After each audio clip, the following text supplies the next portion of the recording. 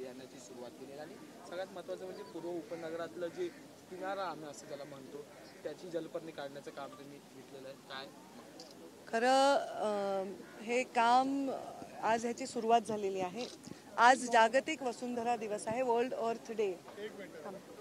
तर त्याच्या निमित्ताने महाराष्ट्र प्रदूषण कंट्रोल बोर्ड MPCB चेअरमन आहे माझ्यासोबत आहेत, आपले आमदार देखील आमचे मामा इथे आहेत आणि आम्ही इथे सुरुवात केलेली आहे अभियानाची. हे अभियान 1 मे पर्यंत चालणार आहे आणि नंतर परत एकदा दुसरा टप्पा आहे जो 5 जूनला पर्यावरण दिन आहे तोपर्यंत चालणार आहे.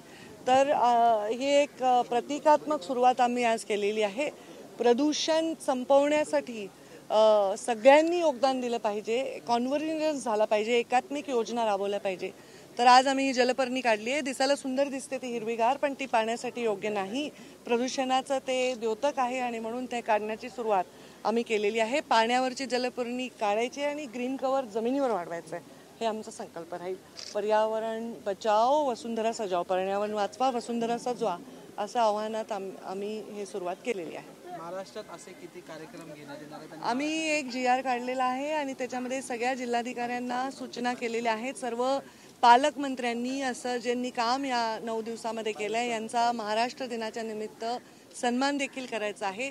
स्लोगन्स सुद्धा आम्ही याच्यामध्ये लोकांना करायला आव्हान केलेलं आहे. त्या स्लोगन्सना आम्ही सन्मानित करणार आहोत 1 मेला आणि राज्यभरातले सगळे स्लोगन एकत्र करून त्याच्यातले 3 स्लोगन हे आम्ही आमच्या पर्यावरण विभागाच्या जाहिरातींमध्ये वापरणार आहोत. हाही त्यांचा सन्मान आहे, त्यांचाही राज्य पातळीवर आम्ही सन्मान करणार आहोत. रिड्यूस, रियूज आणि रिसायकल या त्रिसूत्रीचा अवलंब करावा असंही आवाहन केलं. ह्याच्यावर कोणी प्रयोग केले असतील वेगवेगळ्या कॉलेजेसमध्ये, शाळांमध्ये, NGOजमध्ये, त्या प्रयोगांना सुद्धा आम्ही त्याच्यामध्ये सन्मानित करून त्यामधले काही प्रयोग जर प्रदूषण निवारणासाठी वापरता येणार असेल तर आम्ही ते सुद्धा करण्याचं पाऊल उचलणार आहोत. आणि पुढचे 3 दिवस जलस्रोतांचा स्वच्छता हे एक अभियान म्हणून आम्ही हाती घेतलंय. पुढच्या वर्षी आणखी तयारीने कार्यक्रम आम्ही करू याचा मला विश्वास आहे. खरं तर मुंबईला मागच्या अनेक दिवसांपासून प्रदूषणाला सामोरं जावं लागतं, त्या अनुषंगाने हा संपूर्ण कार्यक्रम किती महत्त्वाचा ठरेल? हा कार्यक्रम महत्त्वाचाच आहे आणि ह्या कार्यक्रमाला सर्वांचा सहभाग महत्त्वाचा आहे. नुसतं सरकारनी आम्ही पांढऱ्या पेपरवर काळ्या अक्षरात टाईप करून पाठवल्याने लोक जोडले जाणार नाही.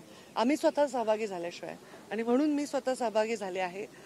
जसं स्वच्छता अभियानमध्ये मोदीजींनी स्वतः हातामध्ये झाडू धरला होता, तसं जलयुक्त शिवारमध्ये आम्ही जाऊन खोरे घेऊन आम्ही नदीच्या गाळामध्ये काम केलं. अगदी तसंच आम्ही ह्याच्यामध्ये सहभागी होतोय.